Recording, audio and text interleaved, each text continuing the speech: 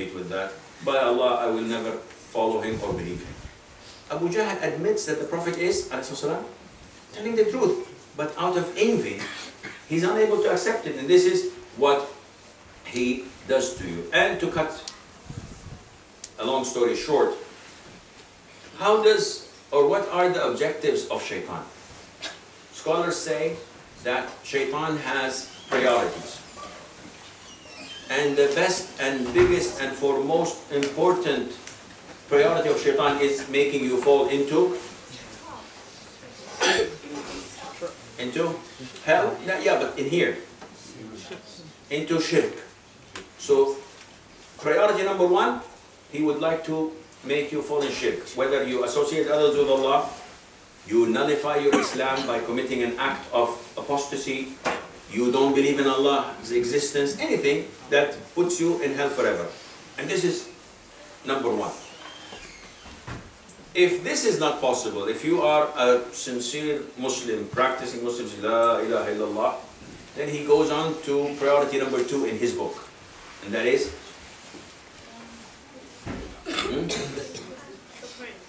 sins. There are different kinds of sins, but I'm talking about specific sin. What is more beloved to shaitan after shirk? Bid'ah, innovation. So he comes to the door of innovation. If you innovate in Islam, you're the man. Why?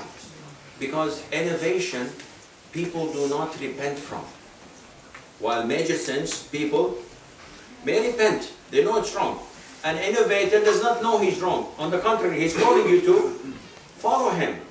So if you go to a grave worshipper, or someone who slaughters and sacrifices for a saint, or someone who believes that the Prophet ﷺ was created from light, and he is created from the light of Allah, and he is alive at the moment, roaming the world, and not in his grave, and controlling the people's lives, and protecting them from harm's way. If you tell him, Akhi, repent to Allah, he will say, you repent to Allah, you are an infidel, you are not a Muslim if you don't believe in what I believe. And he insists on this evil that he's practicing and believing.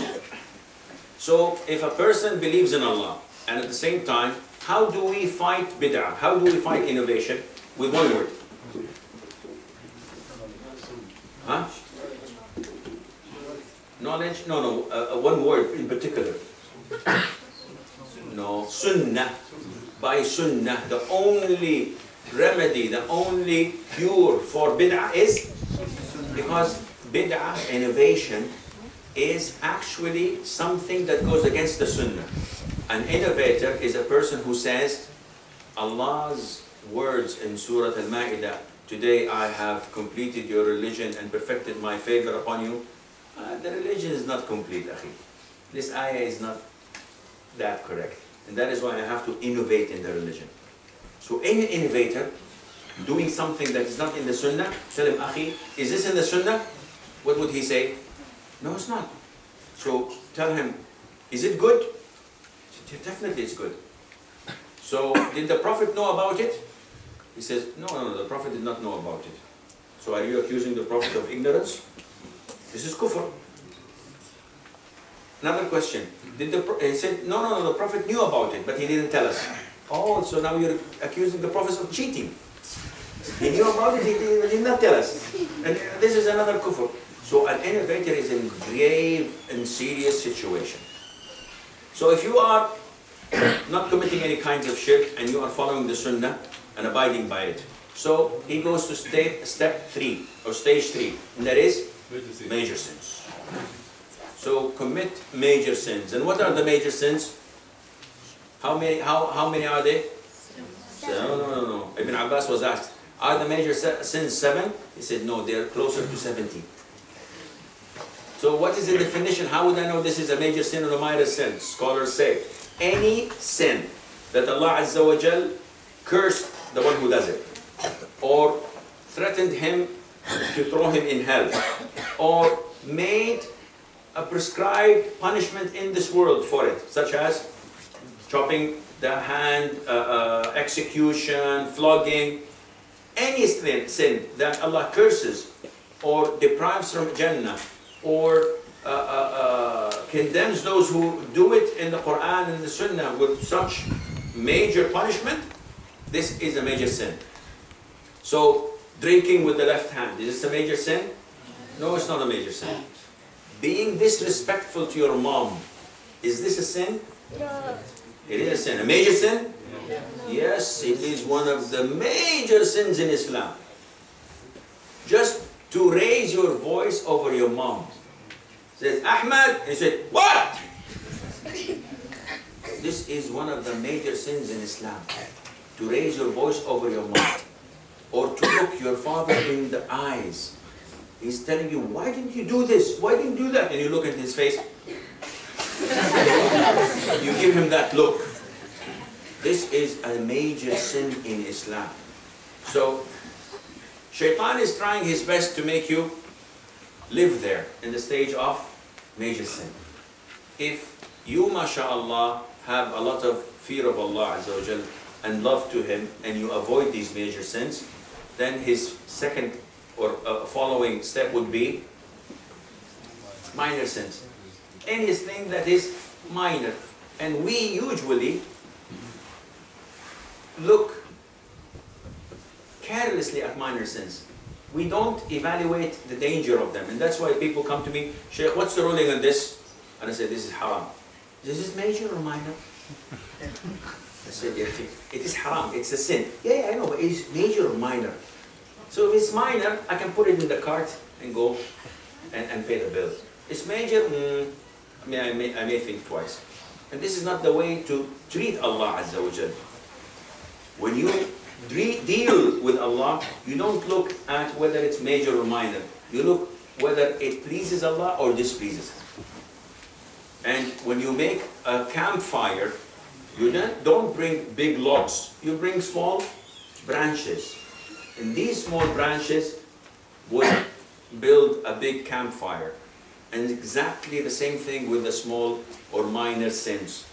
A bit here, a bit there, and at the end of the day you collect something that burns you to hell. So if someone is believing in Allah, does not do bid'ah, does not make any major sins or minor sins, what then? Well, in this case, Shaitan has no other room except to try and make him do things that are not recommended. Not haram, but not recommended.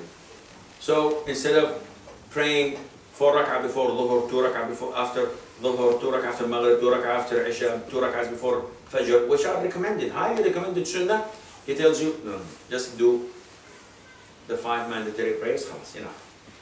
Is it a must? No, it's not a must. Am I sinful if I don't pray them? You're not sinful, khalas. I don't want to pray them. And bit by bit, he comes to you from this door. So if you don't pray the Sunnahs, 3, 4, 5 months down the line, he says, why go to the masjid so early? Khalas, you know the iqamah is at this particular time, go to it. And it's okay if you miss the first or second or third row, at least you're praying with the jama'ah. A couple of months down the line, he says, Akhi, why go so early? The Imam Iqamah has been called like 2 minutes ago. So I have time to go and catch the 4th rak'ah. And I finished 3. Few months down the line, he says, if you miss the salah, so what? There's always another jama'ah. Pray with the other jama'ah. After a while, don't skip Dhuhr, skip Asr, pray at home, but I pray Fajr. The Fajr, never play Fajr. Fajr and Isha? After a while, you start skipping prayers and praying at home, and you start losing all the iman that you've built all over these years. And then you come at the end of the day, Shaykh, how can I increase my iman? Tough luck. It's too late. You have to go back to square one and try to do what you need to do. If the person is, mashallah, he's not being, avoiding any of these things, he's on the book. Does Shaitan have a way? Still?